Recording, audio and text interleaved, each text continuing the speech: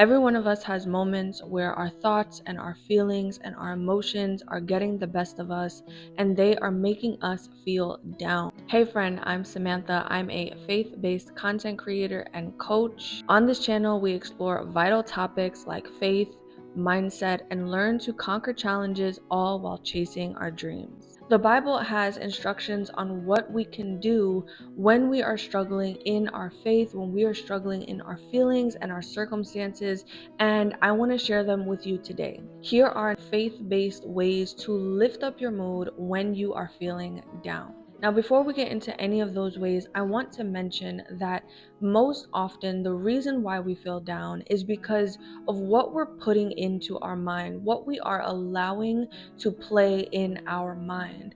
Our thoughts are the key indicators of our mood because our thoughts trigger our emotions. What thoughts are you meditating on and constantly thinking about right now in this moment that are causing you to feel down? It can often be our circumstances, our situations, or even how we are seeing ourselves in that moment. When we are questioning God, when we are wondering about our circumstances and situations, these are the times that we often get into a negative mood and we start to become doubtful in our thoughts.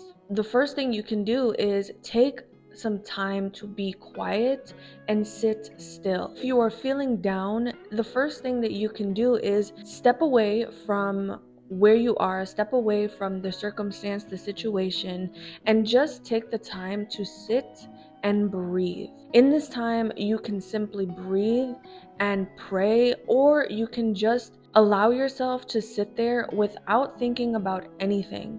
Oftentimes, we have to break the cycle of thought in our minds so that we can come back to a still and quiet place. I often do this in the mornings. You can do this at any time throughout the day to help you to ground yourself to the present moment and to cut off the ruminating thoughts that are going on in your mind that is causing you to likely feel down. The second thing you can do is prayer.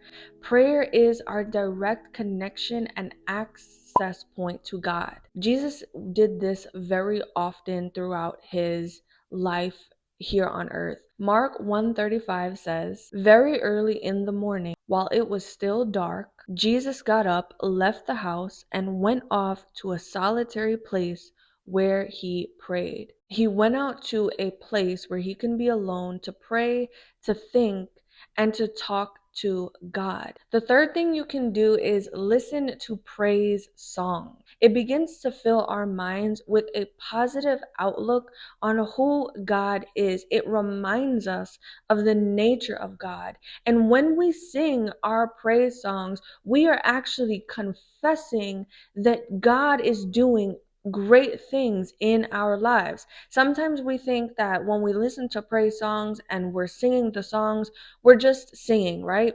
But that's not true. By our mouth, we confess. So when you are singing praise songs, you are actually reprogramming your mind and you are speaking into your life the actual words that you are saying. So when you are down, you can use these praise songs to lift up your spirit and use it as a reminder to remember who God actually is in your life and to confess it by speaking, by singing these songs, because by doing that, you come into agreement with them. The fourth thing you can do is go outside in nature. Nature shows us the goodness of God, right? When we look at the trees, when we look at the nature, when we feel the wind, when we see flowers, when we see animals, it shows who God is and how wonderful and amazing He really is, because He has created all of these things for our good. Matthew 6:26. Look at the birds of the air, for they neither sow nor reap, nor gather into barns, yet your heavenly Father feeds them. Are you not more valuable than they? When we walk outside, when we walk into nature, when we are seeing the things that God created, we are seeing His invisible attributes, His wonderful qualities. These things are tangible He gave them to us so that we would remember and we would be reminded of who He is. The fifth thing you can do is call a friend to hang out or talk to. Fellowship is very important for all of us. We need people in our lives.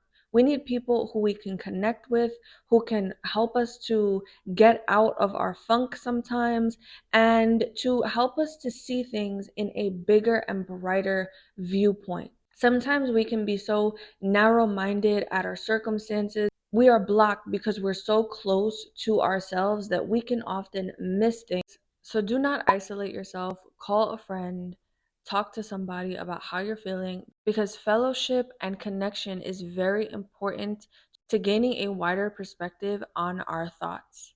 I hope this video was helpful to you. What are you going to practice to help you uplift your mood?